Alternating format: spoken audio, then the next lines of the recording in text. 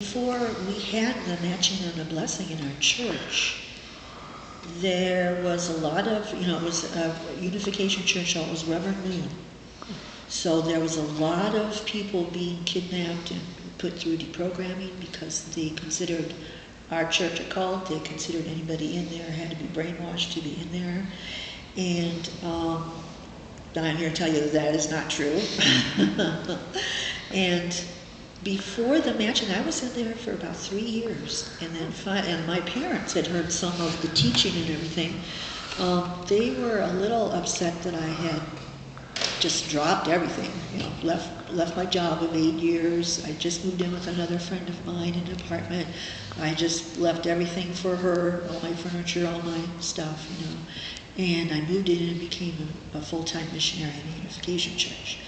And then about 3 years from that point, then there was an event, and my parents would go to events, and I was always in constant contact with my parents, calling them, writing them, whatever, and if we were in town, visit them and everything. But I was away a lot, so I was out of the state a lot in different missions. So I know they felt very lonesome for me. And they didn't understand everything, and then they hear all this stuff on television and in the newspapers, and they get very worried. So at one point, they were approached by what was known as deprogrammers at that time.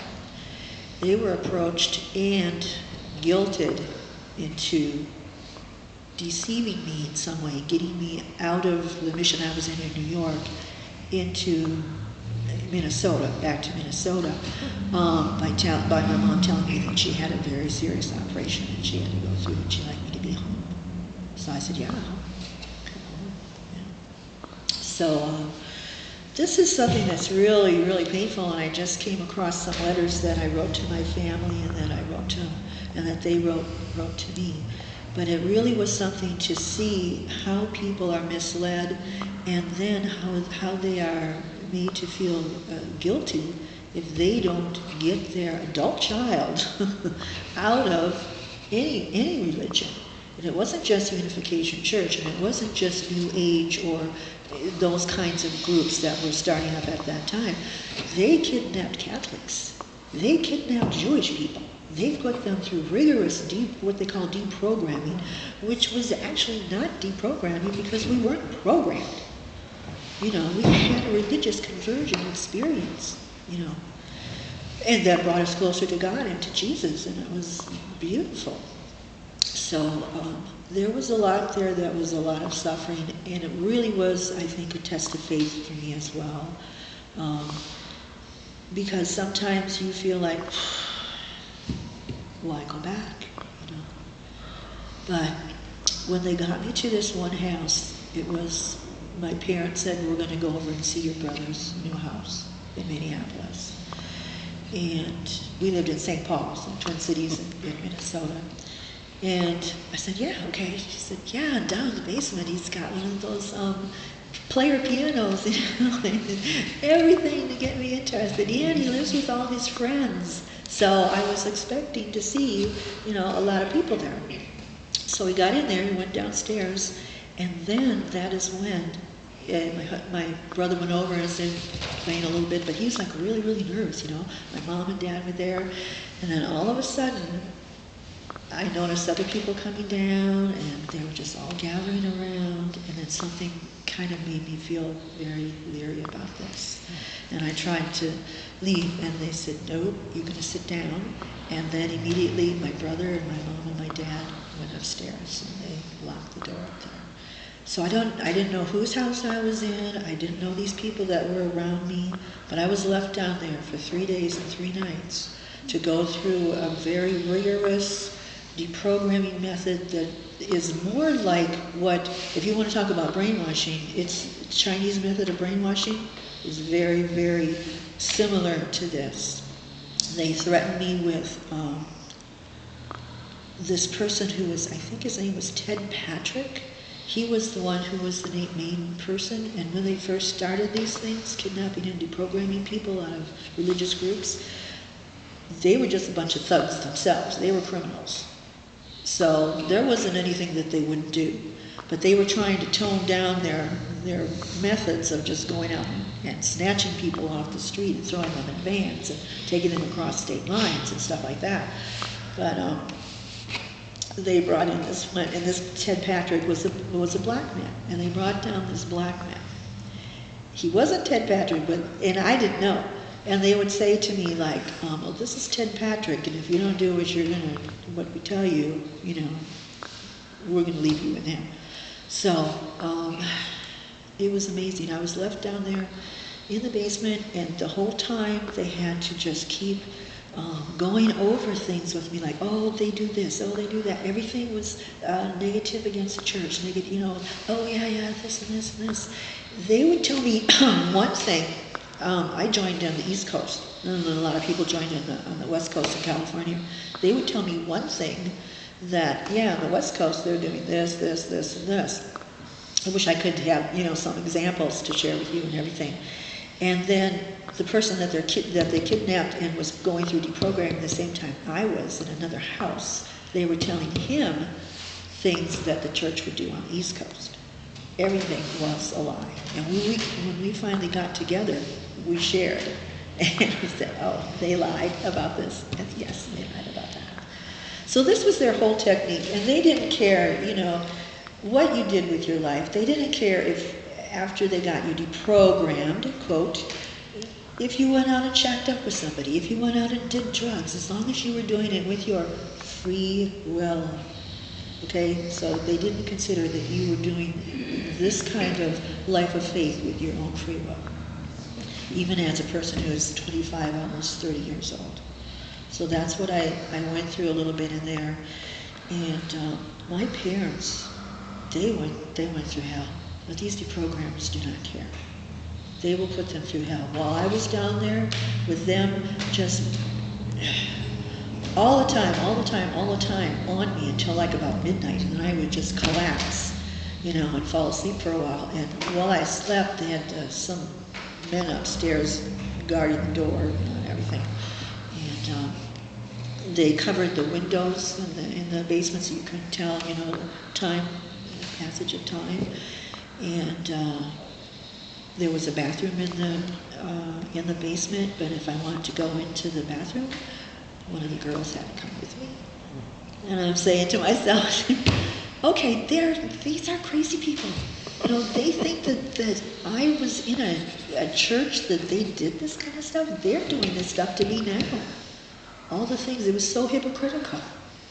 Not only that, but they took thousands of dollars, charged thousands of dollars to my parents, who could not afford it. They're hardworking, middle-class people with 6 kids to raise, and they charged them thousands of dollars to go through this process. So when I got out of there, I did escape from my parents' house, and I went back to my mission that I had in New York City. And that's when I felt the most devastation of, I never knew what it meant to lose trust in somebody, to feel completely devoid of trust. I always trusted my parents. And you weren't even conscious of trusting them. You just trusted them. They were your parents, They didn't lie to you. My parents never lied to me. They were really good people. And this is what really hurt them too. And then after a while, I just wrote them a letter. I said, my life is my faith, and my faith is my life. And I said, these people tried to snuff that out of me, and that's really, really bad. And I didn't go back to see my parents for a long time. This was for about maybe 4 years. But I would always call them and stuff, and try to rebuild that relationship, because it really was devastating to feel that lack of trust. I couldn't trust them. I didn't know what that felt like until it happened to me. Well, So I wasn't was raised amazing. Catholic, but I know from friends who were that they absolutely felt you would go to hell for leaving the church. Oh, the Catholics, yeah. But the thing that I want to get across to really is that I can't judge any other faith, any other religion. I can't judge anybody's true feeling in their faith. That's between them and God. Amen. You know, yes. And it makes me very angry sometimes to hear people throw around words like brainwashing and, oh, that's a cult, and oh, they're a cult because they make their women wear long dresses. I had one of our friends said that about a church, the Intermountain Baptist Church. And I mean, no, how is Jesus ever going to come back? How are we ever going to build the kingdom of heaven on this earth as it is in heaven if we are criticizing and judging everybody's religious experience and everybody's religion? God doesn't want that. Jesus doesn't want that. That's like pulling Jesus apart limb from limb. You know, it's terrible. Did anybody, after, say, 1990 even, I would have been asked this since 2013. It just slays me. These people go to First Baptist, and I'm not going to say the name, I'll just say that they're very nice folks, and they have like 9 boys. So you probably know what I'm talking about. And these are very, very spiritual, religious, deeply religious people. Of course, you know, they've taken that thing to heart of these Protestant preachers who tell them to get out there and multiply so you can outbreed the non-believers, apparently, which I think that itself is a sin, because, you know, I cannot recognize that because I don't hear that firsthand.